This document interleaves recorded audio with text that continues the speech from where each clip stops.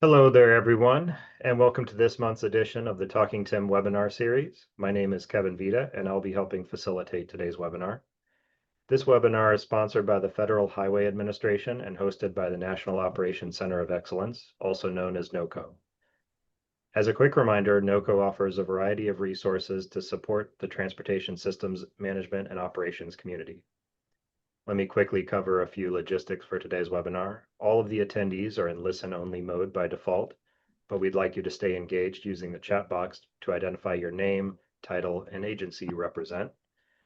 We will have a Q&A session at the end of the presentations, so we encourage you to ask any questions you have during the presentations in the Q&A pod as they come to your mind at any time. The questions will be read aloud one at a time by the moderator, and our presenters will answer each question. I'd also like to state that this webinar is being recorded, and the recording and slide deck will be available on the NOCO website within a few days. That's all I have at this time. So with that, I'll hand it over to our Master of Ceremonies for today, Jim Austrich. Thank you, Kevin, and thank you, National Tim community. Welcome to the September Talking Tim. And like all our previous Talking Tims, today we have a couple wonderful presentations that I'll talk to you a little bit more here momentarily. First, I'm going to go through the quick FHWA update, and then we'll go directly to our presenters. Next slide. This is our standard disclaimer. Federal government, we're here to share information, but we don't endorse products or manufacturers that you might hear or see during these presentations. So important for you to know. But we are very much interested in sharing the latest and greatest of what's going on in the traffic incident management world in our country, including the latest technologies and best practices, etc. Next slide. So, next slide. And I was remiss, I'll say real quick, on behalf of Federal Highway and the NOCO that Kevin Vita mentioned. He is our host from the National Operations Center of Excellence, who does a phenomenal job supporting this webinar every month, and a lot of other webinars and meetings, I dare say. So if you haven't been to the National Operations Center of Excellence website, please do so, because there is a plethora of transportation management, transportation systems management and operations resources. So today's webinar, again, excuse me, the update that I'm in the middle of now, and then we're going to hear from a couple of professionals, and I'll share their bios here in a few minutes when we get to them. From the state of Massachusetts, it's going to talk about tunnel fires and after action reviews.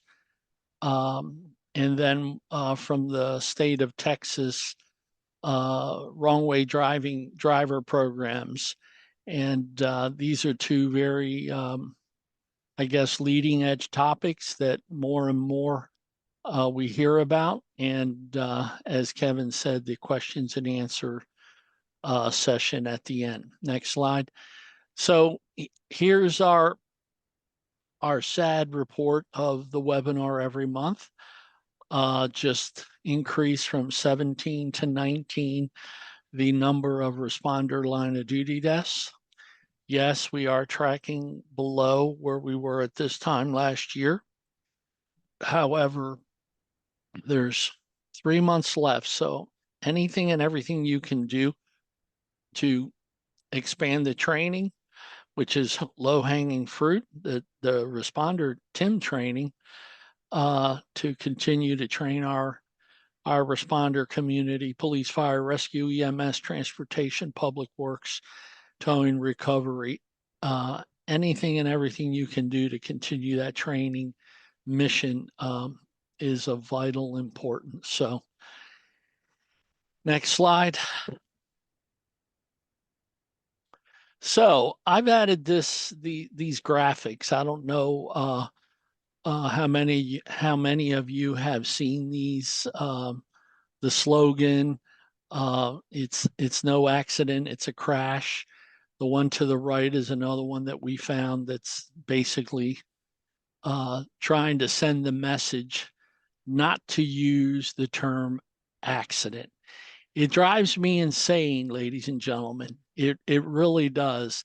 I have a very close friend in the sheriff's community that lost his wife and daughter at an intersection at the hands of a drunk driver. And someone said to him that they were killed in an accident.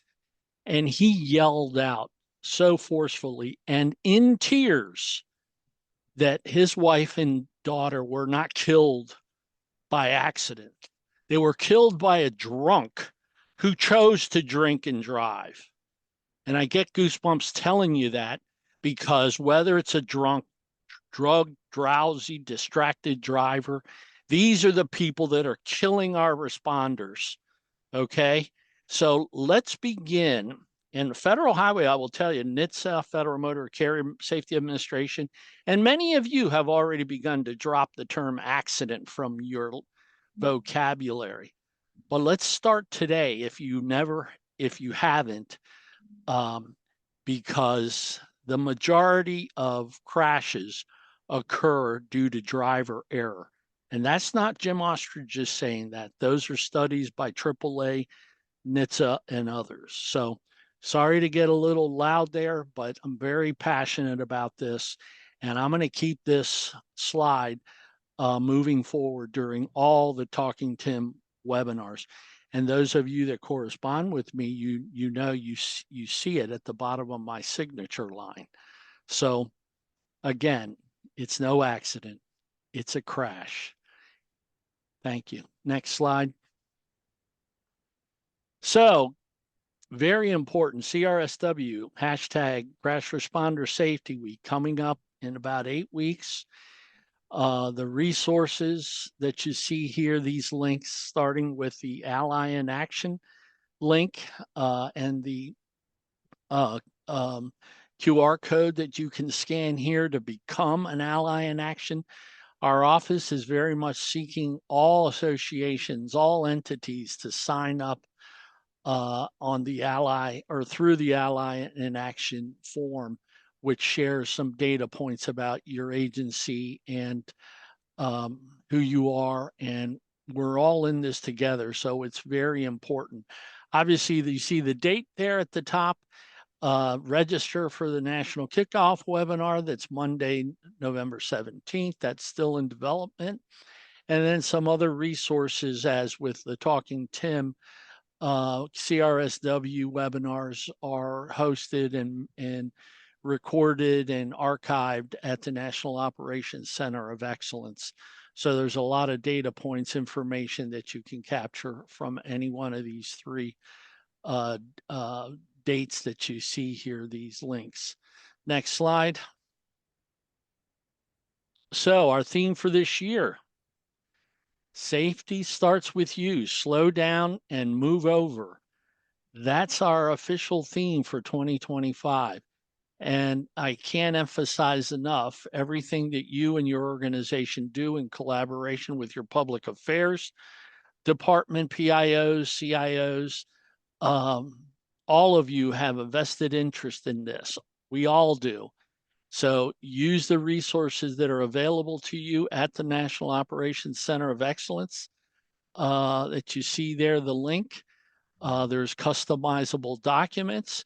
You don't have to go it alone. There's a lot of resources there that you can take advantage of as we approach this very, very important week in the traffic incident management world.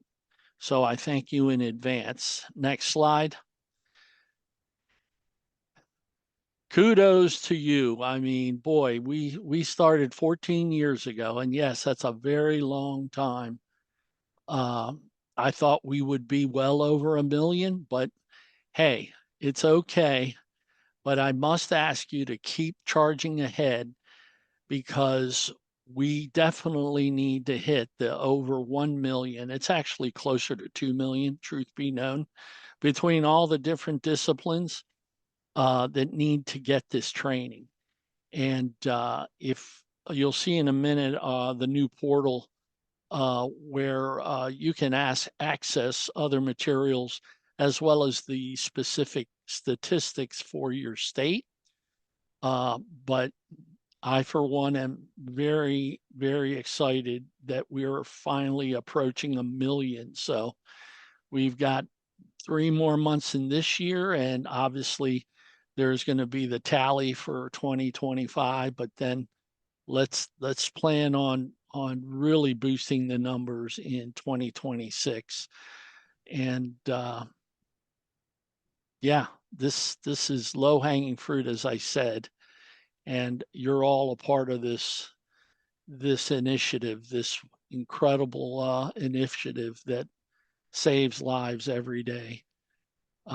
If you don't believe that, you shouldn't be on this webinar. Next slide. So we like to give kudos to the top 10 states training numbers since the last report. As you can see there, September 8th to the 25th.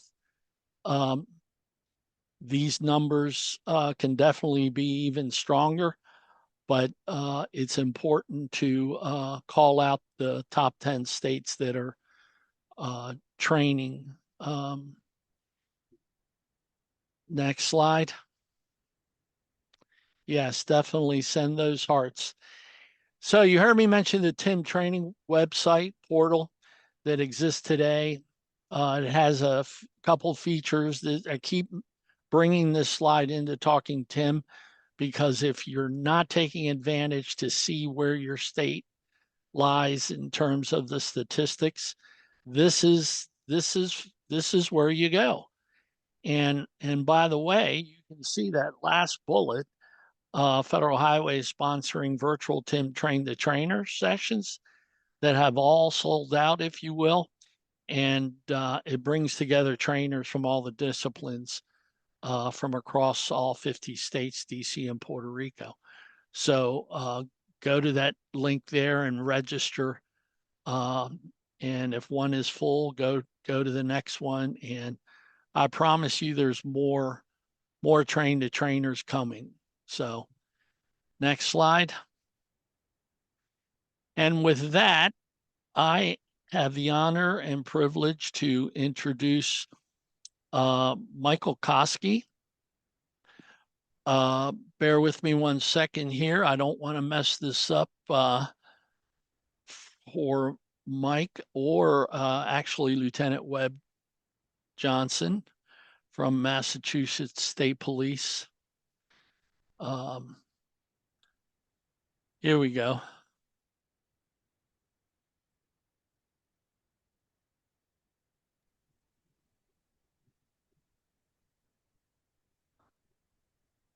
Michael Koski serves as the director of the Massachusetts Department of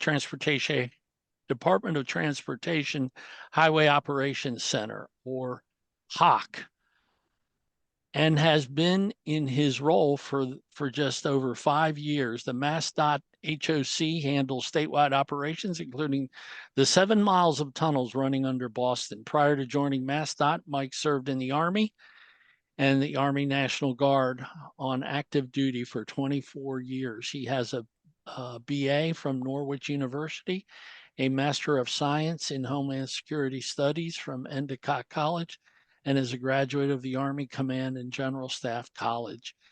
We thank you for your service, Michael. And I also would like to introduce who's Lieutenant Webb Johnson, who's the commander for the barracks close to the tunnels, or right at the end of the large tunnel system right there in Boston. And Lieutenant Webb Johnson is going to tag team with Mike on this presentation. So with that, Michael. Thank you, Jim. Thank you, Lieutenant Webb Johnson, for joining me today. Also, I got scrolled away in my room here. I get Ronnie Vitale, who is the Superintendent of Operations for the HOC. He's been with the Highway Operations Center now for 24 years. First started as an operator, and now he basically runs the day-to-day operations here. Before I get started, want to get in the next slide? So, full disclosure, I am not an EV fire expert or an expert on gases released in the EV fires or thermal runoff, or even, you know, how to go about putting one of these fires out. Just someone that was fortunate enough to lead the AAR because of my role here at the HOC. I was able to see this at the 30,000 foot level, and with the assistance of those on the ground, put this all together. So these are the slides that are taken from the AAR. Myself and the lieutenant conducted back in October of 24. We had all the players in the room, which was partially why we held the AAR in the first place, because a number of the key players were either new or brand new to their position. So it was great to have everyone there to meet everyone. And like I said, just about everyone that had a piece of this incident at the AAR, from Boston Fire, which unfortunately couldn't attend today, to the MassDOT tunnel inspection team, to the Mass Department of Environmental Protection, and everyone in between. So you saw the agenda there. I broke it down into 3 phases: identification, response, and clearance, just to sort of break the incident up. With each one of those phases having some interesting challenges that helped us form our key takeaways. And to help paint the picture, I was able to grab a small portion of the radio and phone conversations, as well as some CCTV that really fueled our conversations. Just to set the stage, you know, as with any other major incident, there was a number of contributing factors. This one, obviously, no different. It was a beautiful day, Friday afternoon on Memorial Day weekend, about 4 p.m.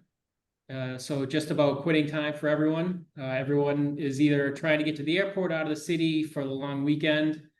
Traffic is already heavy, which is pretty typical for a Friday afternoon, but obviously it was about to get a lot worse. And I guess bottom line up front, sort of, thankfully, nobody was seriously injured in this incident. There were some folks that were taken to the hospitals with smoke inhalation, but no major injuries were reported. Next slide. All right, so this is what we call the Boston, the Metropolitan Highway System. The circle, I'm pretty sure you guys can see this circle, is sort of Boston proper and surrounding areas. You have South Boston, just south of that blue star to orient you. And then, you know, as you move west, Fenway Park, Kenmore Square, Prudential Tunnel, and then moving sort of above that, Cambridge, into the north end, Somerville, Zakim Bridge, and then Boston Logan Airport is to the east there. So this is the area that a lot of the area that Lieutenant Webb Johnson's patrol is, his troopers patrol. Next slide. All right, so this is just sort of this is south of the city. Basically just south of downtown Boston. I'm sure you guys have all heard of the Big Dig. This water section right above where it says, or right beside where it says VB1, is the Fort Point Channel, which is one of the critical pieces of that project.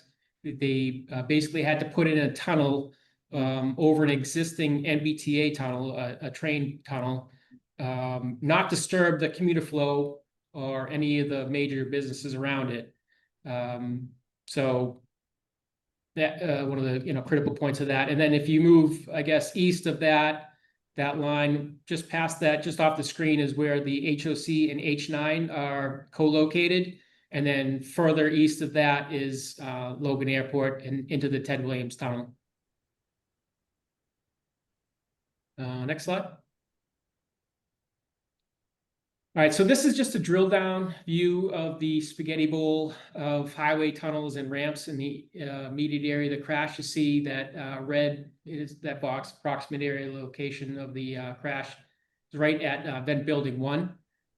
The green lines you see on there are regular highways and service roads, you know, basically open air. The yellow roads are the on and off ramps, and then the blue ramps and highways are all underground.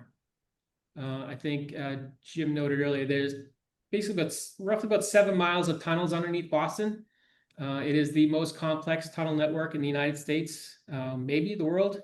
I haven't been there, but they are all layered. Some of the tunnels are layered on top of each other. So in some cases built under existing subway stations or over subway stations lines. So there's some contour, there's on and off ramps, there's mergers.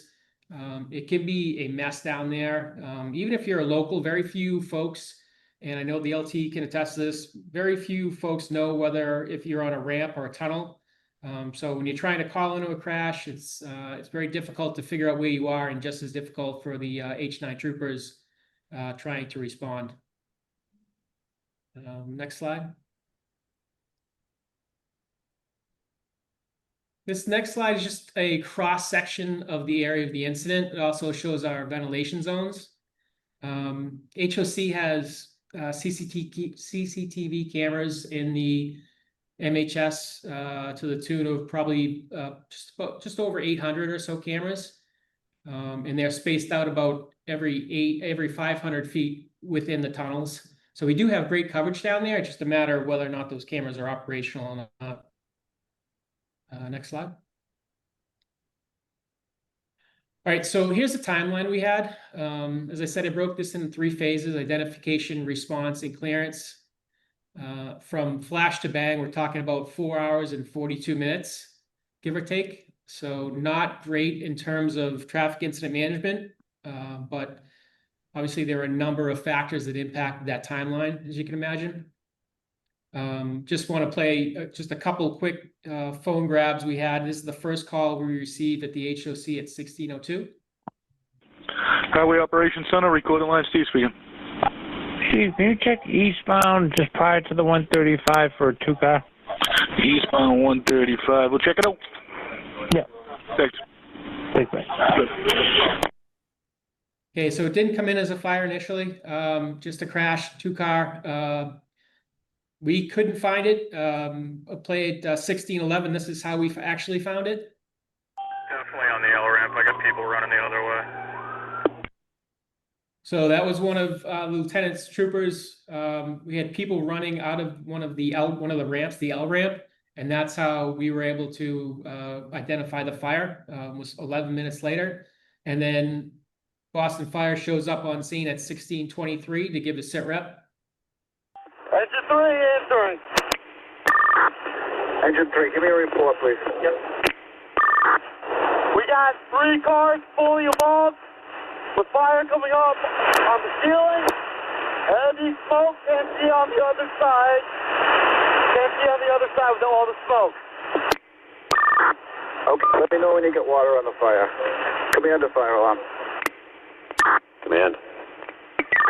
Hey, give me a second alarm. Have the company stage at the entrance as we discussed at the contraflow area and the access to the L ramp. Okay, and the L ramp was Albany to Albany connected to 90 East. That's correct. Okay, orders the Chief Reed, second alarm box 9122 for the car fire at 90 eastbound. All right, as you can see, a couple things. The initial report from the engine on scene, 3 cars on fire, ceilings on fire, and at that point we had kicked on a ventilation, and all of the smoke in front of the fire was all getting pushed forward through this with the supply fans, and they couldn't see anything forward of the crash.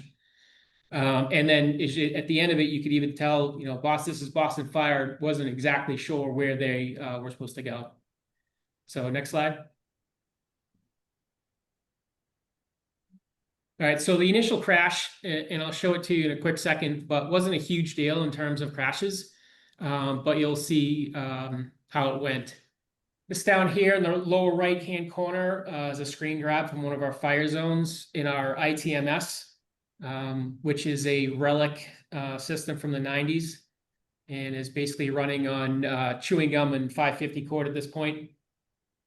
We are developing a new ATMS or ITMS right now, which should be online in, I think, about 2 years or so.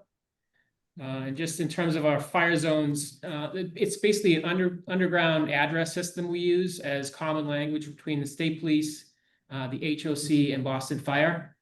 And then internally, it shows our ventilation plan, infrastructure locator in terms of like standpipes, cross passages, utility closets, tunnel egresses, etc. All in one shot. So with that, one of the unique tasks we have as the HOC, our operators, we talk directly to the Boston Fire Department engines. Using these fire zones, they have run cards in their apparatus, so they know exactly where they need to respond, whether that's a regular response, counter, or contraflow, and then we can talk them right onto the X. Next slide. All right, this is a video of the crash, the initial crash. You can let that play. You'll see on the left-hand side of that column wall. Oh, yeah, there's a play. Yeah, should be able to play. There you go. We'll be rolling in right here. This is the hybrid car. So as you see, that was a impact and immediate flames. Next slide is plus 5 minutes. So as you can see there, we got full flames. The smoke is throughout the tunnel now. The ventilation has not started, so it's behind it. It's in front of it. You just saw one of the small explosions. And then the next slide, next video. So we've identified the fire locator, or we've identified the fire, and we've activated the ventilation plan, and you'll see that start to kick in here. You'll see the smoke. Basically, all the smoke that was from behind it is now getting pushed forward with the supply fans. And this becomes basically a blackout condition. So anyone trying to drive through there right now is sort of taking their lives in their own hands, because they won't be able to see anything in front of them. That's at this point, we have the trooper is probably about 10 feet behind this camera view. There's 2 troopers there, and I'll show you that in a second. You can cut that. That's basically how it goes. And once the ventilation kicks on fully, you'll be able to see a little bit more. Next slide.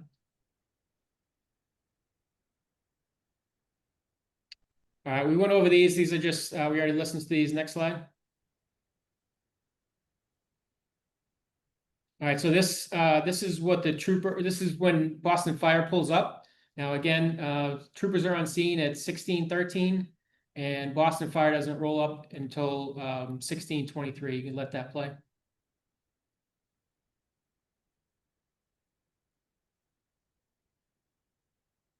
So these troopers are down there for roughly 10 minutes without PPE.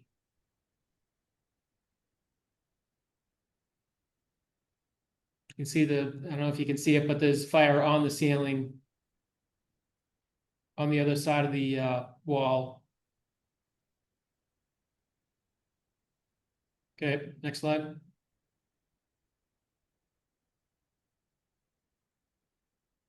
right, so key takeaways for phase 1. First and foremost, and not on this list, we, as in the HOC, could not find the incident in the tunnel. And without confirmation location, Boston Fire was dispatched, and they did what they were, basically what they were told, given the information they had, and entered the Ted Williams Tunnel, which is about, a mile east of where they needed to be. By the time, and they occupied vent building 6, which is about the same location, to start filling standpipes at that location. And by the time they were able to course correct, fight traffic, et cetera, we were a day late and $1 short. Now, we had a number of cameras that were out of service, but we needed to conduct a wider search of the area, and that was sort of a big part of the problem. But our first key takeaway, and I'll highlight 2 of them, and I'll let the lieutenant talk about this a little bit more, but State Police was in the tunnel for roughly 10 minutes, like I said, before we could step up the supply fans and move some smoke. And because of this, State Police in the process of developing protocols for H9 and researching PPE. LT, you want to talk about that? Yeah, unfortunately, there hasn't been a lot of movement on that. I've spoken to people up at headquarters, and we're still kind of waiting on that. So there hasn't been a lot of movement on that so far. Do you want to talk about the situation that troopers rolled up on? Certainly. So as Michael was saying, the biggest challenge here is it's a very complex tunnel system, and identifying where exactly something happens if it's not on camera and the HOC can't pinpoint it is problematic at times. We talked about improvements to that, and one of the things we definitely advocated for was to better signage within the tunnels, so that when people call, they can look left, look right, and see a big sign that says L ramp, and they can provide that information to 911. And that would have helped in this situation. Another issue that we have over here is we have a lot of turnover with newer troopers coming in and out of this barracks. And it's a learning process. It takes a little while, as Michael will attest to learn all these ramps. And to address that, we implemented a computer program that uses GPS pinpoints to try to give them a tool to assist them in getting to the right ramps. During an incident like this, it's really important that it's a team response, that all the troopers in the air are able to shut down ramps, evacuate ramps where necessary, so that we can get fire and EMS and tows to an incident such as this. Thanks. Yeah, and Lieutenant was alluded to these picture on the right-hand side there. So when most people call in, they have no idea where they are once they go underground. They're right now, the only 2 real things we have is if sometimes it's brown on the wall and sometimes it's blue, and that lets them know whether they're under land or underwater. But really, I mean, that only narrows it down a little bit. So, usually the call's like, oh, I'm in the Ted Williams Tunnel, or I'm on 93 North, but in reality, they could be on any one of a dozen ramps in the tunnels. So what we're doing now, you see that picture on the right, these are the signs that are going up.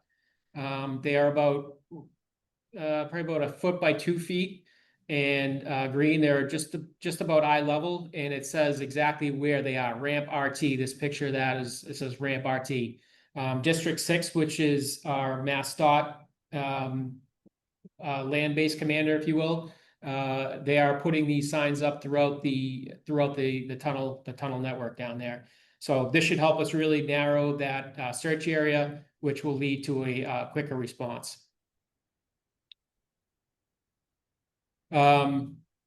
And the lieutenant talked about trying to find folks using camera systems, and then, with a better understanding of where everything is, hopefully be able to find people a little bit faster. So next slide.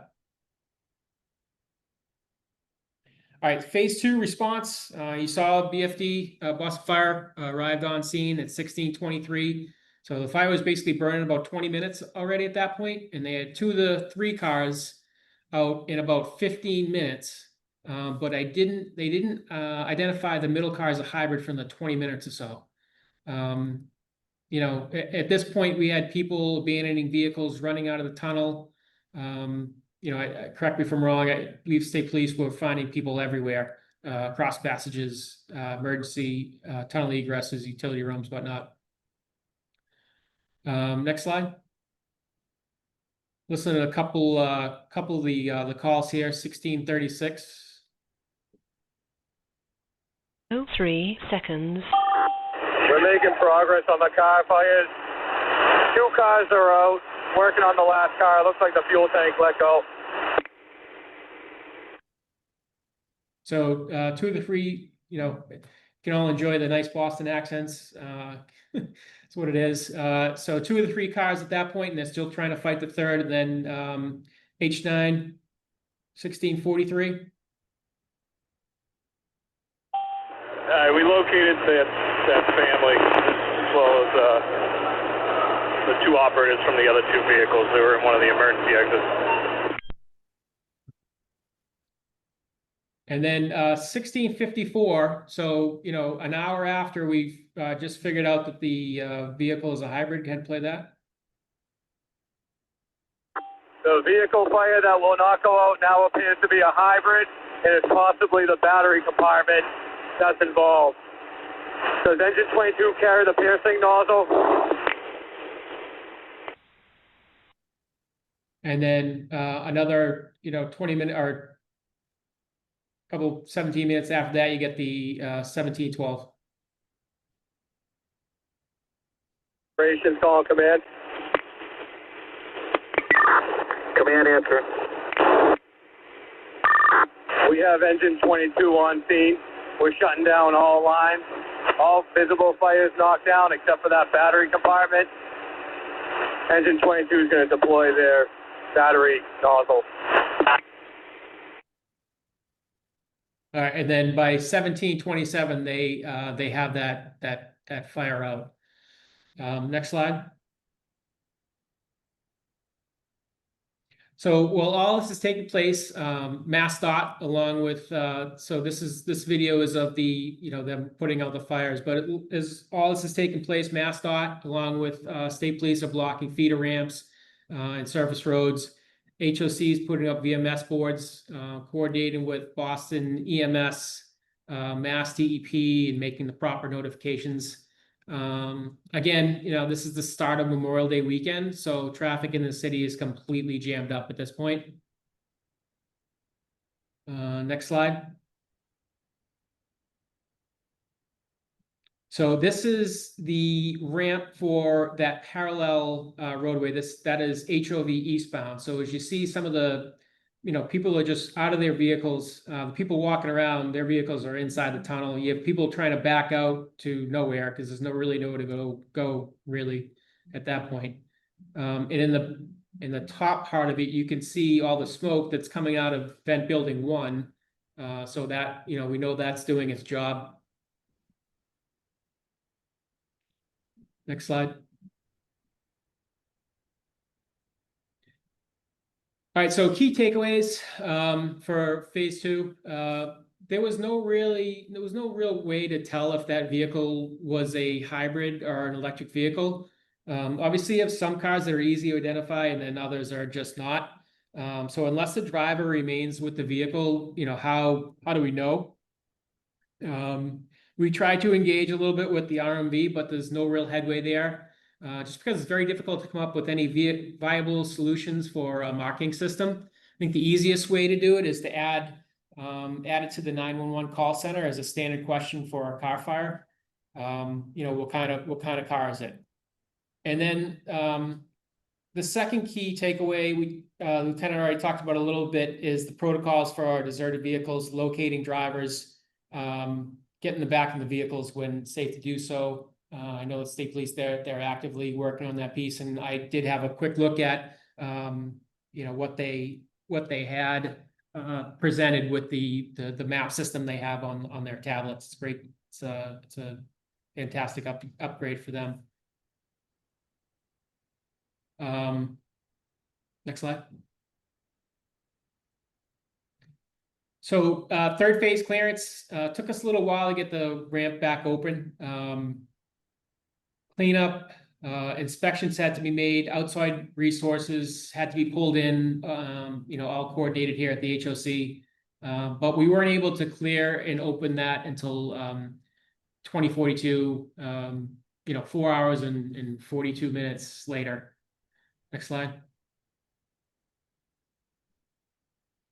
It's just a picture of the aftermath. Those three vehicles, and then now you can see on the right side there that the ramp is blocked down a ramp L. Next slide.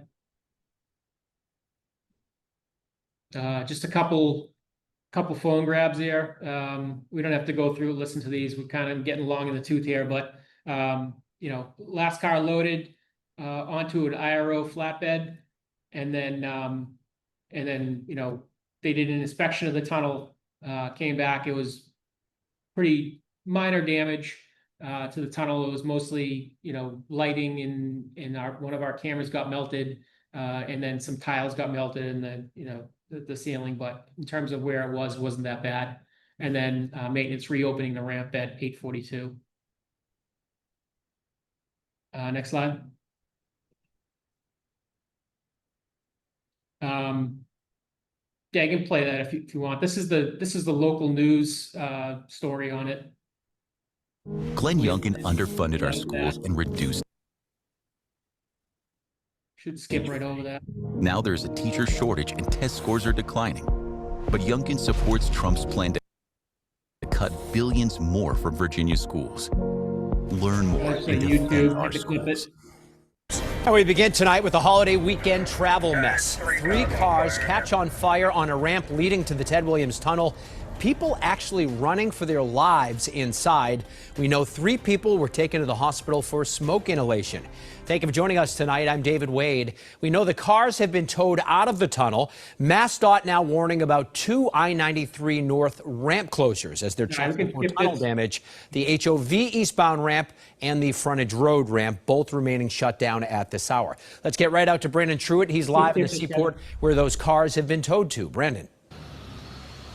Well, David, let me show you what's left of them at this point, as you're saying, off the road and now out of the tunnels. You can see those cars really just a shell of what they used to be. These are the 3 cars involved please in move that forward fire. to the next slide.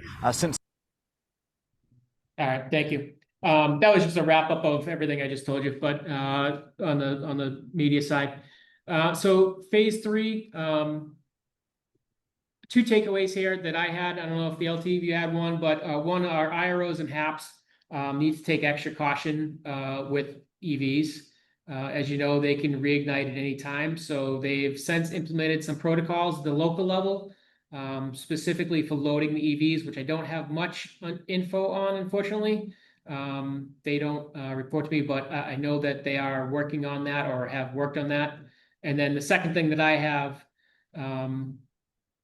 is we have to give pretty precise information to the tunnel inspectors when they go out. They need a precise, it's very important so they know what they're up against in terms of different parts of the tunnel network where the fire occurred. So where this one could have been much greater impact on the inspection process, this was just a roof, where other sections could have an exhaust plenum above, which has other infrastructure that they would then require further inspections on, which would have taken much longer to complete.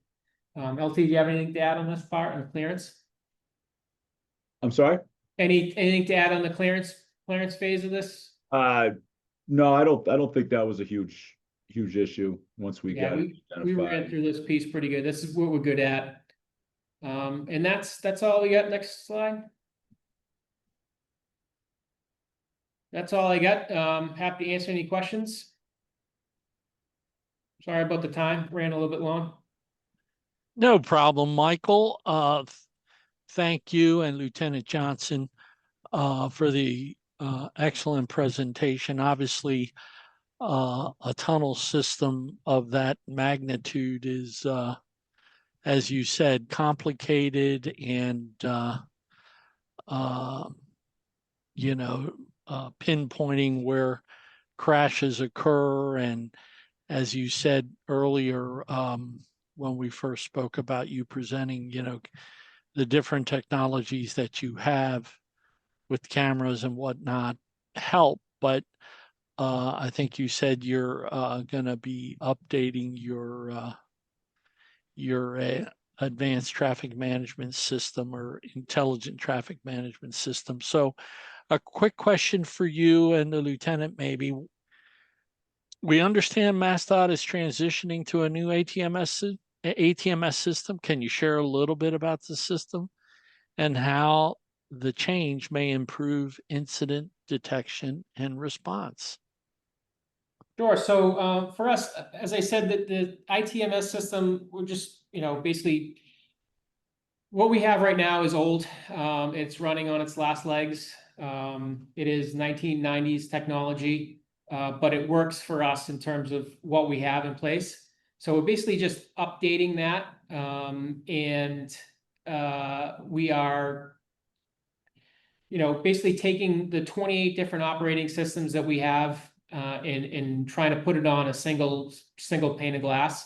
What that will do will help us add in some space to add in some of our incident location technologies that we have in place, such as we have a partnership with a news network tool. We have a partnership with Waze.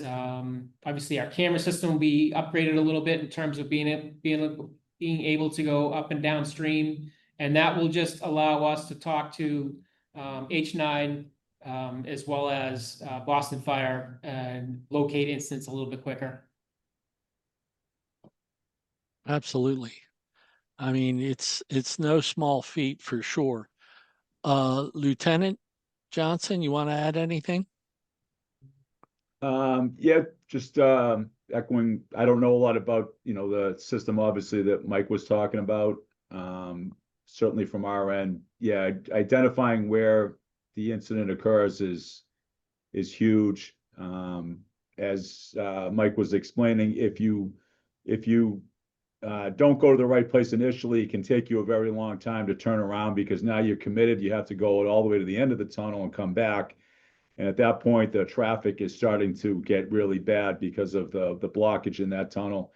And that was a huge issue here with the fire department, and obviously the size of those trucks, the fire trucks, it can make it really hard. So the quick identification is really, really vital for us.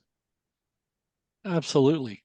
And just for our audience, everyone to know, our office here, Federal Highways, managing disruptions to operations. My colleague Sharon Cuevas oversees a project regarding EV fires. It's still underway right now, and there's going to be a report. This issue of EV fires, whether it's identifying the vehicles or just the magnitude, the intensity of how these batteries burned and the dangers associated is still, it's a huge deal. And it's, you guys, dealt with it in this incident, but there's much more to come on the subject, so to speak. So I thank you both. And we're going to move on to our next presenters. They are Kirk Fauver from the actually Federal Highways Division office in Texas, where Kirk has served for 37 years and currently oversees TxDOT's State Planning and Research, or SPR Part B program. In his role, he supports research in statewide planning programs, manages the Metropolitan Planning Organization, has oversight, I should say, and advances innovation through the Texas State Transportation Innovation Council / Everyday Counts Initiative. Kirk earned a BS and a master's degree in civil engineering from the University of Louisville, and is a graduate of FHWA's Leadership Development Academy. In collaboration with Kirk is Tomas Lindheimer. He is the engineering lead for the engineering support under traffic management. He has been with TxDOT for almost 3 years.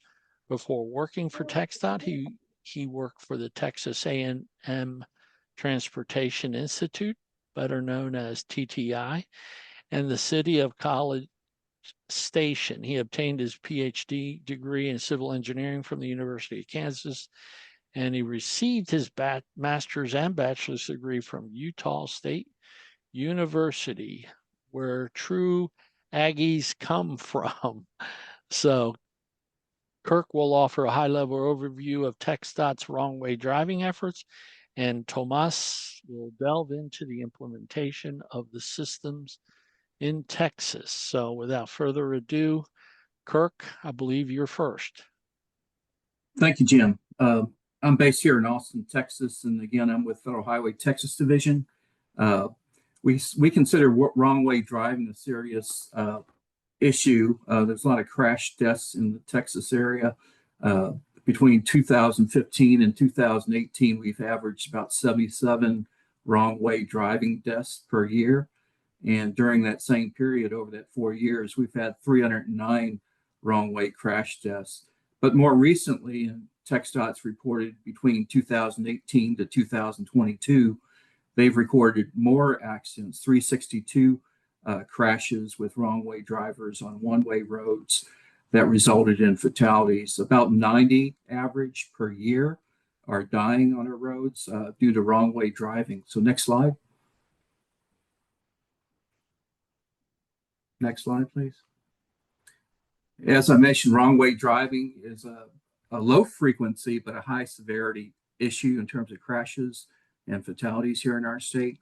The goal is to reduce and prevent wrong-way driving incidents on Texas roadways. So we've partnered between TxDOT, TTI, and the Texas State Transportation Innovation Council and local public agencies to help evolve the program to come up with mitigation strategies. Next slide.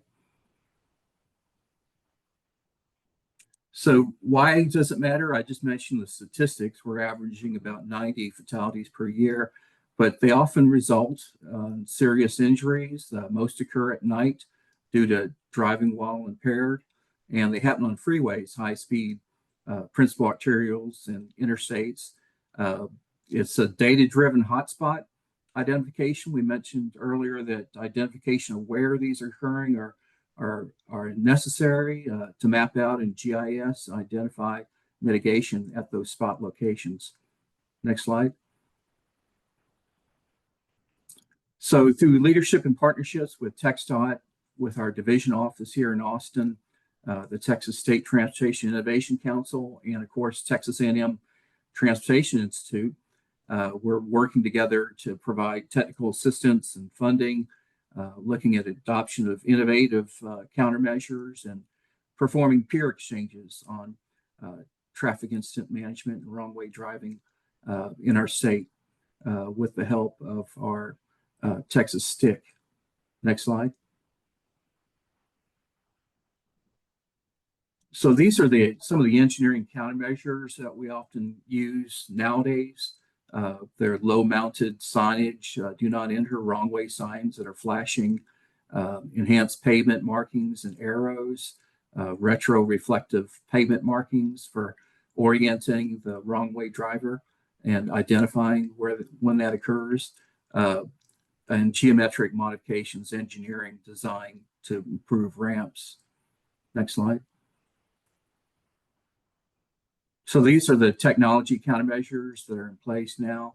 LED, enhanced wrong-way signage for lighting, thermal, radar, and video detection systems, closed caption TV systems, dynamic mesh signs, and also traffic management centers. We've got a number of them in the large transportation management areas, over 200,000 population here in Texas. Next slide. So these are the traffic management centers that I mentioned earlier in San Antonio with the TransGuide, Houston with the TransStar, and Dallas-Fort Worth in the NCT COG area.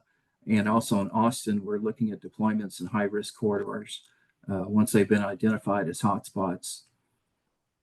Next slide. So results and lessons learned from the state, looking at the significant reduction at treated locations. We found some excellent results when we go in and approach it with a layered approach with engineering, technology, behavioral improvements, signage, for example, and pavement markings. There's a need for ongoing calibration, maintenance, and monitoring operations to make sure it's kept up to date. And public education, community outreach is essential with TV ads and multimedia use of social media and other types of outreach efforts. Next slide. This is just a summary of the benefits based on the mitigation strategies that we've seen as examples in Texas. It goes all the way from San Antonio to Houston to Dallas-Fort Worth. TxDOT has some impaired driving campaigns. There's been some technology deployed in Austin, thermal radar fusion. And we're supporting it with funding from the Highway Safety Improvement Program, which is funded out of the IIJA. TTI, Texas A&M Transportation Institute, has done numerous research studies to inform TxDOT of the high-risk areas and mapping them out in GIS. And of course, the State Transportation Innovation Council, we work with, as part of Everyday Counts, to spread the word on what the best strategies, best management practices are across the state to all the 25 TxDOT districts. Next slide.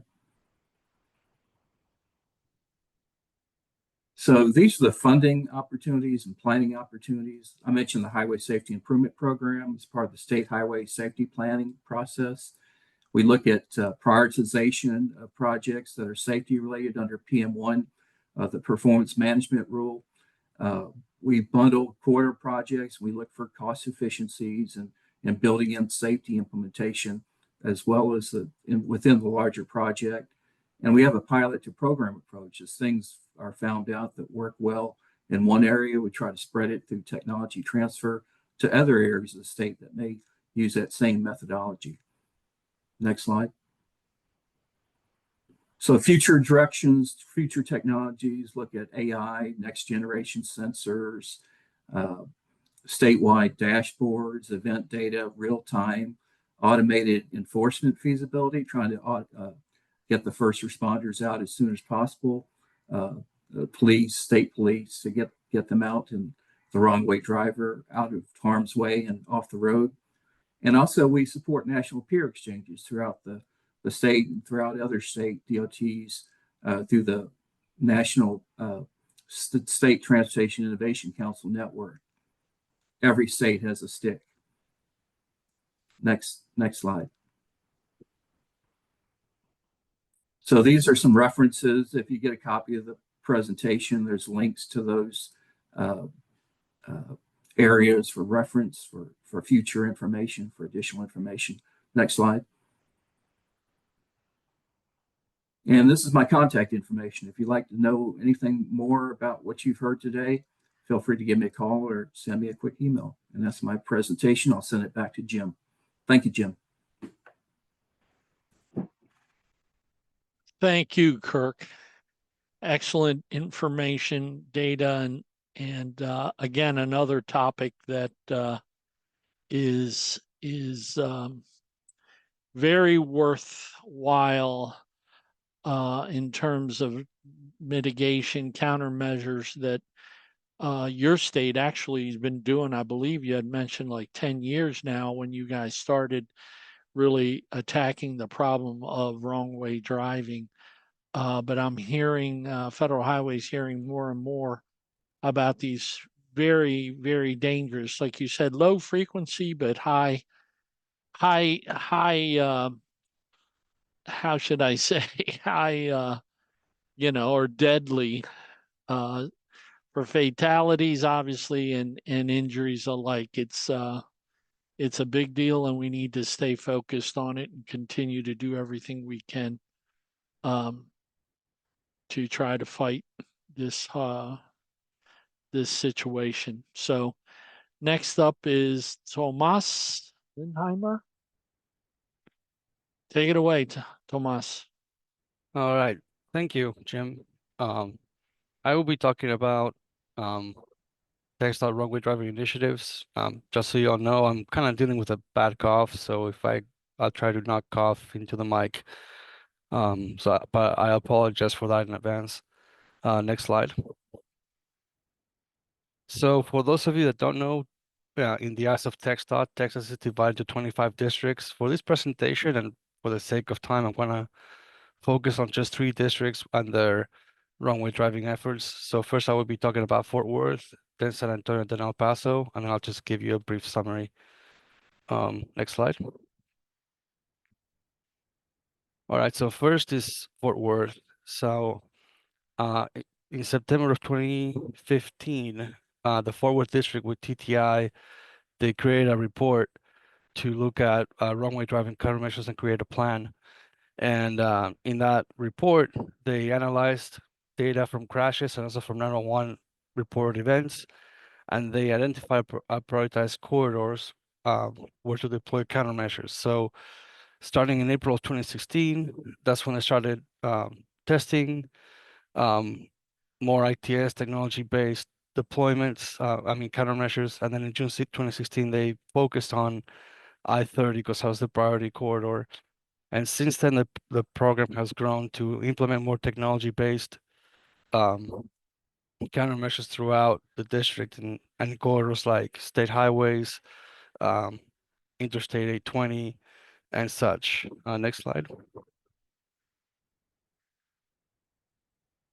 So it wasn't just technology-based, but they also implemented some traditional, typical deployments with lowered signs and do not enter signs.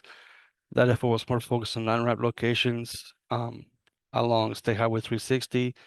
They also would put reflective pavement arrows to point to the driver the correct direction of traffic flow and reflective tape on the signpost. Most of these deployments, again, the focus was exit ramps. Next slide.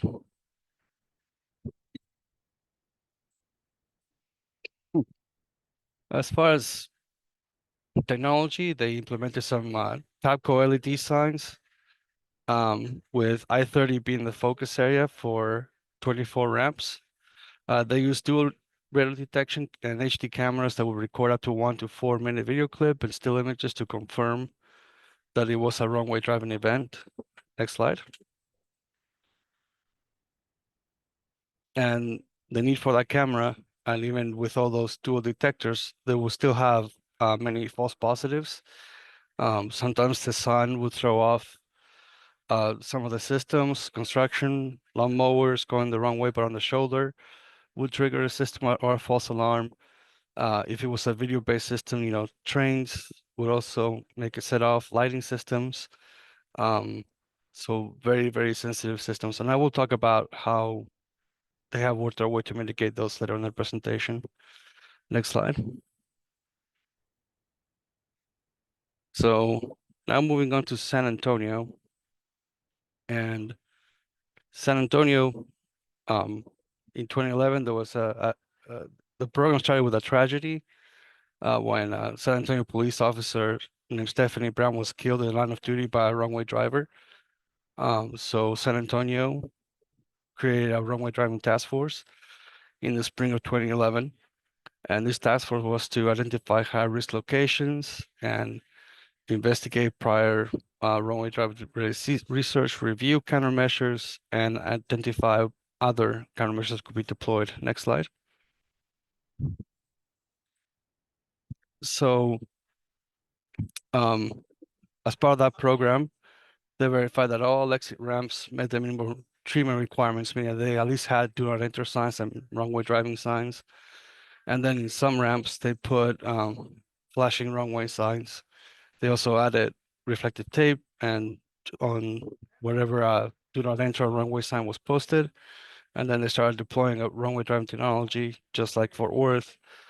And also they created a runway driving alert system, which sends notifications to drivers via text message or email to a dedicated group that signs up for it via Transcat. Next slide.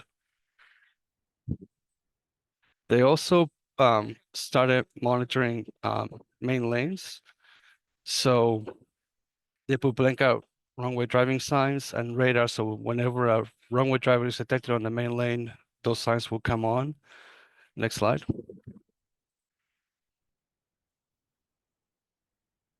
And along with that, all of these systems are integrated into our ATMS, which is called Lone Star. So that whenever there's a runway driving alert or a report, there's a message displayed on a dominant message sign on the highway telling drivers that there's a runway driver. So it doesn't give you any instructions on what to do, it just tells you there's a runway driver ahead. And once that report is made and that sign comes on, the operator searches for the vehicle using the cameras along the highway. Next slide. And then, so once the DMS is activated, it's a little flowchart of tell you how the event is handled and how it ends. So the operator looks at the highway to identify the runway driver. Also, the DMC operator can try to contact the Hero dispatcher and also San Antonio PD or a Hero worker on the road to identify the driver. And also the SAPD dispatcher provides a two-way communication between two officers and the TMC. And once the event is over or the driver was not identified, then the event ends. Next slide. And again, just like in San Antonio, just like in Fort Worth, they have to monitor very closely some of those false alerts. Some systems are even more sensitive. For example, if a stray dog is walking the wrong way or a biker's on the shoulder, that will trigger the system. Next slide. The same with street cleaning and lawn mowing operations. Next slide. So moving on to El Paso. El Paso took another approach, which was to develop their own runway driving countermeasure guidelines. And they developed them in April of 2022. Along with those guidelines, it specifies to create a task force or a review board and to reach out to other agencies outside of the DOT. So look at 911 call centers, your local PD, cities, on how to address the problem and kind of meet on a monthly basis or a bi-monthly basis to review runway driving incidents. Also with those guidelines, they developed an inventory checklist to kind of set a baseline of where the infrastructure is at. And then it also prioritized countermeasures going to a level, and I'll elaborate more on that on the next slide, please. So in the runway driving countermeasure guidelines for El Paso, they kind of divide countermeasures into 3 levels. The first level is, just having static signs, having the pivot and marking there. They call it enhanced TMTCD. And level 2 is adding flashing signs, adding more signs, maybe lowering the signs, putting reflective tape, improving the lighting condition at ramps and intersections so that people know actually more where they're at. And those are considered to be low cost countermeasures. Level 3 is more of your technology based, intelligent transportation system, adding cameras and DMSs and all that type of countermeasure. Next slide. But before deploying all of that, they created this inventory list so that they know where all the exit ramps are at and what kind of hardware there is already out there. So in this inventory is for all exit ramps, and it asks for details on the interchange. It asks for signage, pavement markings, lighting conditions. If there's any ITS infrastructure, so it'd be easier to put in a level 3 countermeasure, the geometry of the interchange, and if there is already a runway driving detection system with a detector there. Next slide. So once they had, they were deploying as needed, all these countermeasures, they already had the guidelines, they had their inventory. Another step that they took is they worked together with the Texas A&M Transportation Institute, TTI, to look at and prioritize locations. So it was a systemic method of looking of where the enhanced, the level 3 countermeasure should go, and they prioritized that by risk.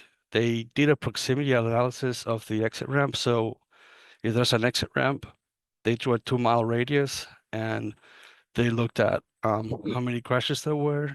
Also, they looked at how many alcohol sales there were during that area, how many 911 calls were within that 2-mile radius, and what the volume was around the vehicle volume was on that corridor in that 2-mile radius to prioritize locations. Next slide.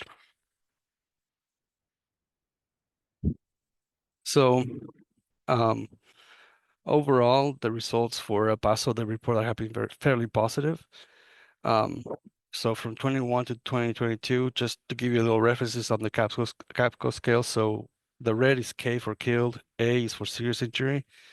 So in this map is showing 75 out of 81 wrong-way driving crashes in the El Paso district. And they experienced, at least one fatality, 3 in 2022, 2 in 2021. And then about 2 years after developing the guidelines and trying to attack this problem head on. So from 2024 till now, in 2024, there were no fatalities, just 2 serious injuries. And again, instead of 81 crashes, only 26. And they experienced just 1 serious crash and 1 fatality for now in 2025. Next slide. So in summary, wrong-way driving strategies from a strategic point of view, you got to recognize that it will be a multi-year effort, also a multi-agency effort. It kind of a lesson learned is that we realize that it's not just the DOT that should be involved in all of this. It's more of a community that needs to answer to this problem. It's good to also make inventory a part of your strategy to see where you're at, and then what else you can do and where you can expand. And it's very important to determine locations because wrong-way driving systems are not necessarily cheap, in particular the ones that are detection-wise, and require some technology. So it's good to kind of hone in on your problem spots. Next slide. As far as the hardware goes, the hardware needs to be still refined. If you have a single point radar, you're still going to have a lot of false positives. Dual radars of 2 radars or more they reduce those false positives. Doesn't mean you're not going to get any, but it will reduce those. It's also good to have a camera nearby, so the TMC operator can verify that there's a wrong-way driver, and also they will start trusting the alert system a little bit more. Other ideas that we're looking at in the future here at TxDOT, we're looking at video analytics and also at LiDAR systems. And other things that we're thinking about doing or starting to develop in the future is looking for new ways to alert drivers, like using help alerts and things like that. That's an ongoing effort. And based on the district's experience, we're also looking into developing some statewide guidelines, but that's an ongoing effort too right now, so I can't go into many details as of yet. So next slide. So thank you guys for your time, and that's my contact info if you have any other questions outside of this session. Thank you. Thank you, Tomas. Fantastic information. A lot of your strategies seem to be working, but this being a relatively new problem nationally, and hence why we're bringing this, these presentations to light to share with the national TIM community. I want to underscore, that this obviously is horrendous, even though it's lower frequency. But again, one fatality is one too many. And so I see a couple of, I see one related question in the chat pod, but before I go to one of those, for either you, Kirk, or Tomas, from our canned questions here. What advice might you offer to other metropolitan regions considering wrong way driving safety strategies? I'd like to try to answer that question, Jim, if I could. Please, go ahead. In the metropolitan planning process, we have something called performance-based planning and programming. And there's PM1, PM2, PM3. PM1 is safety, PM-1. And as part of the transportation performance management efforts, projects are supposed to be prioritized on these based on the needs for the region. So MPOs that have a safety need and it's a high priority, they can add additional points to their project selection process to move those projects up higher in the project list in both their MTP, their long range plan, and their short range program, their TIP. And they can do that leveraging that PM1 data, the targets that they adopt, and the criteria used for project selection to move those projects and advance safety and improvements to wrong way driving if necessary. I hope that helps. Yeah, absolutely. Folks, as Kirk offered, and to any of our presenters, if you have any other inquiries or questions, technical or otherwise, please feel free to reach out to our presenters. I have another one for the wrong way driving presenters has any of the regions conducted a cost benefit assessment of the implementation? Tomas, do you have any? To my awareness, no, to be honest with you. Okay. That might be something that we can consider doing in the future, though, as we have more and more systems being implemented and we have more of a grasp of their effect. I know Tomas, in San Antonio, TxDOT's partnered with TTI to develop benefit cost ratios. And it looks like the benefit costs are range from 11.5, 12 to 1 to 14 to 1. And actually looking at project cost savings in the thousands based on what they've done to put in wrong way, do not enter ramp radars, enhancing the signing and markings, lower cost projects. So there is a large benefit to cost improvement based on the TransGuide data that we've gotten from TxDOT and TTI. Another one was in Houston. They've looked at ramp-based wrong-way driving detection on tollways. There's no published BC ratio, but there's also some research reports that are put out by Research and Technology Implementation Division of TxDOT.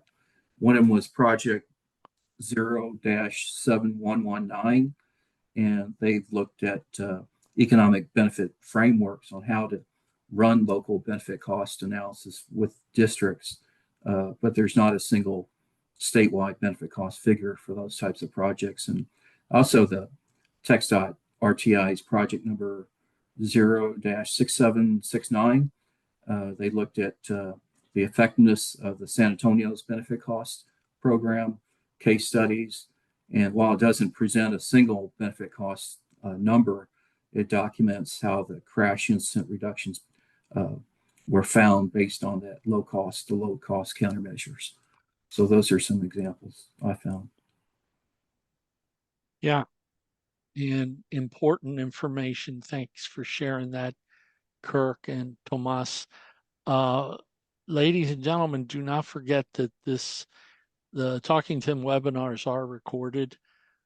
So I'm sure most of you think about wrong way driving. I hope you do. I have had the unfortunate circumstance of witnessing a couple over the past many years. So I'm constantly warning my family and friends about wrong way driving, drivers, I should say. And, it's amazing how all of a sudden around a curve, day or night, and you heard Kirk share the fact that most of these incidents occur at night, I believe, you could be staring at a vehicle coming at you. So I want to ask again, here's another wrong way driving incident. Then I wanted to ask Michael Koski about a question regarding the, just to give you a heads up, Michael, piercing nozzles. But let me ask this question that came from Saran Becker. How do right-way drivers typically react when reading about a wrong-way driver incident? Have you ever observed erratic behavior or drivers deciding to fully stop on the freeway? Kirk or Tomas? I don't work at the TMC, so I haven't observed how drivers react.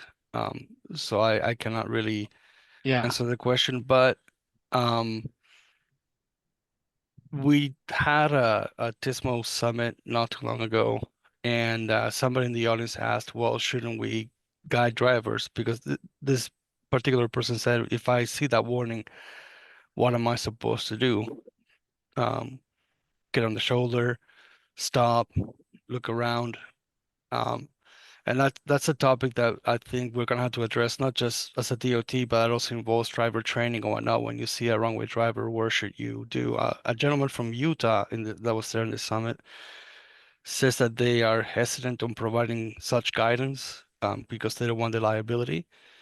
But I think that some guidance would probably be better than none, because at least the warning is intended to make the driver vigilant. But yeah, it could lend to some erratic behavior too.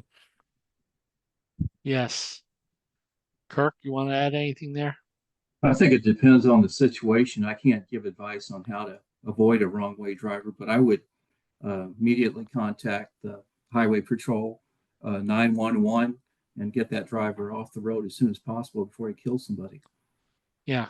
And I can tell you real quick, when I saw the drivers, those two incidents, coming at us, my family, even though the vehicle appeared to be far away, I hesitated to immediately go to a shoulder, right or left, but I eventually did make the decision to go to a shoulder and stop.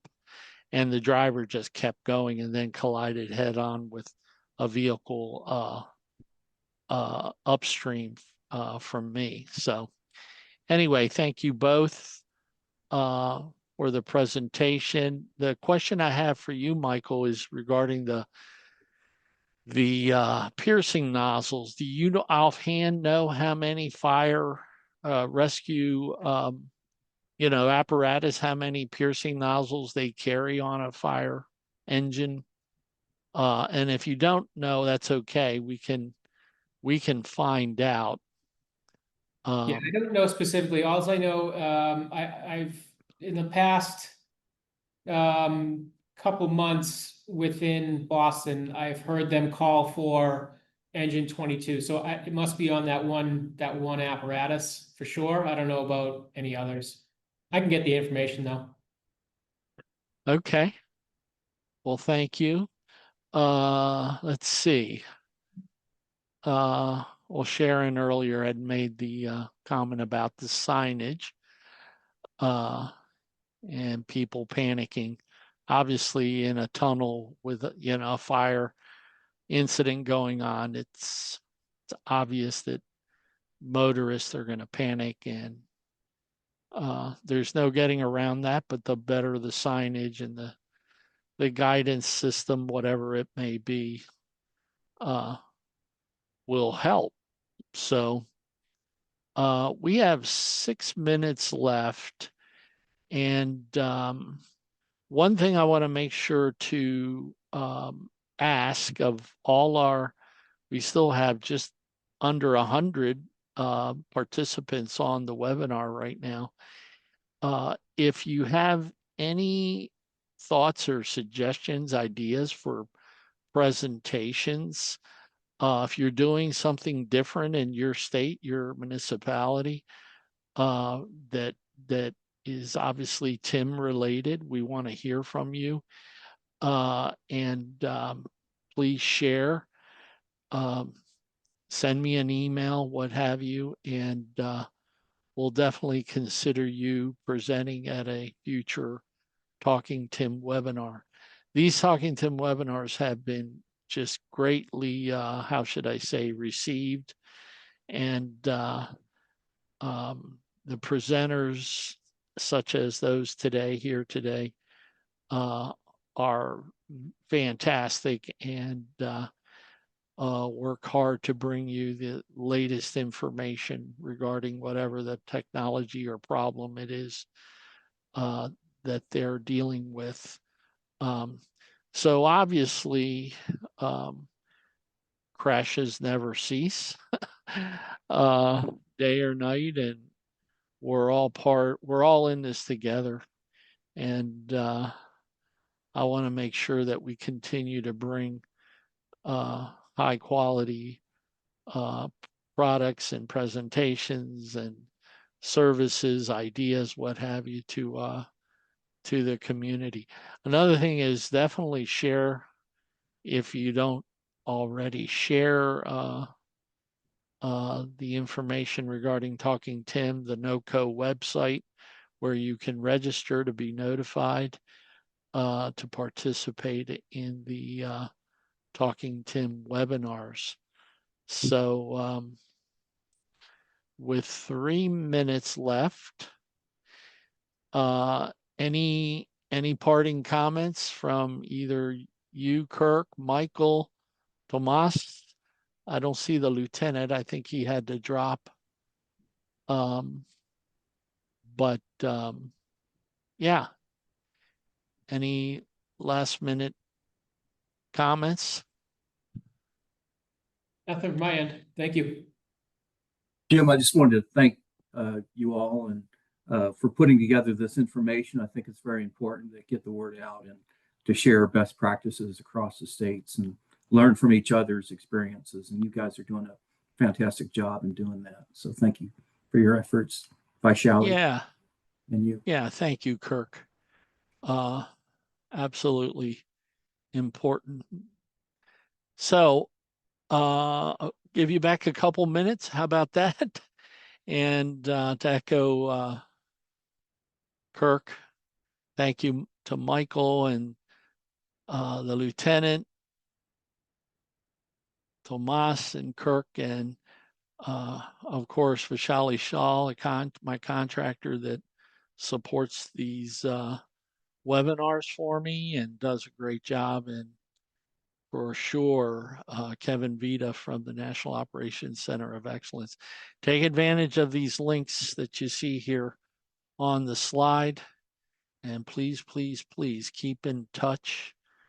If there's anything you want to talk, reach out. So with that, God bless, take care, and bye for now. Stay safe.